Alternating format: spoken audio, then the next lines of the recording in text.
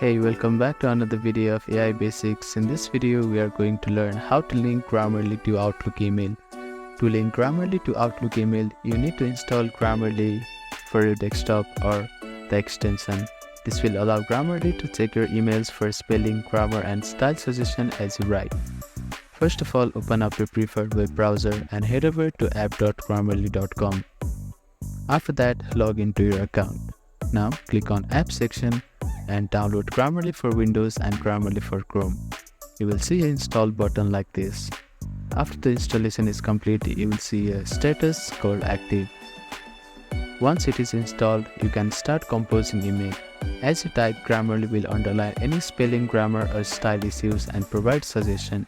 You can click on the underlined word or phrases to see the suggested correction and choose to accept or ignore them. Keep your Grammarly up to date for the latest feature and improvements. You can customize Grammarly setting from its interface within Outlook to tailor the feedback to your writing style and preferences.